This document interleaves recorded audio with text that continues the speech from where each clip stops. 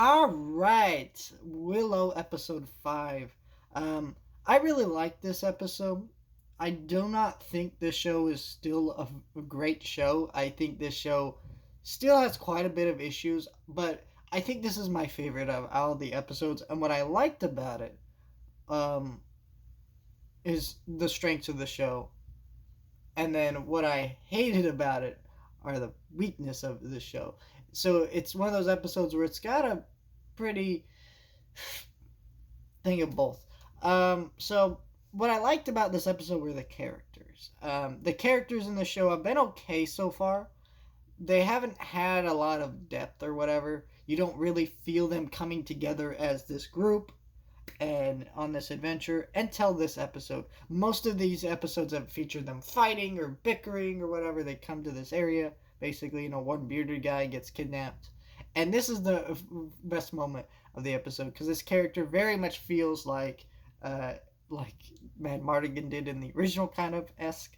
And, he's explaining his backstory about how he got out of there and how all that. I forget the character's name, so I'm just calling him that bearded guy. Because the other guy has a beard, but he shaves it in this episode, so I forget his name. Anyways, he is telling his backstory. It's just funny. It feels very Mad Mardigan-esque. He's not as good as that character. Nobody in this show is really as good as they are in the original, except the returning characters from the original.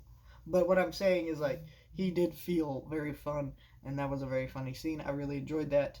Though, honestly, I feel like if these episodes had a little bit more time into them, I feel like that sequence would have been a little bit better directed. That's just me.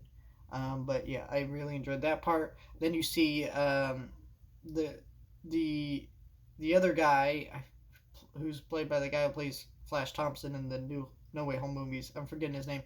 Anyways, he is really funny in those movies, but in this episode, he shows a cool element of his insecurities and his depth to that. Willow reviews some of his insecurities and his story behind that. And I really enjoyed that kind of just characters talking about their issues. Two girls who are into each other. I forget their names too. I forget everybody's names except Alora and Willow because they say Alora's name like every 5 minutes and then Willow's the name of the show. So it's just like, I don't know. Fantasy names are hard for me. If you saw my Rings of Power reviews, I couldn't tell you most people's names besides Elrond and Durbin. Other than that, obviously Galadriel too. But, I'm just saying, I'm terrible with names. But that was a fun element of the story that I really enjoyed, and so yeah, I enjoyed this episode. My weaknesses with this episode when we see those little people again. First of all, I didn't think they were great in the original. That was one element that I really didn't like in the original, and when they show up in this episode, one of them makes a line or says a little line about how what you think all of us know each other, like kind of that line that's meant to represent racism, and I get it. It is a racist thing to say, or it is a little racist to believe that just because someone's black, he knows all black people. That kind of thing. But what I'm saying is that line is fine, but not in this show, and that's because this is a show that is very medieval fantasy, and so when I hear dialogue like that, it feels very modern. And dialogue is this worst element of the show. So much of the script is just not there, and really frustrating and annoying. That's just me. And yeah, I don't like that.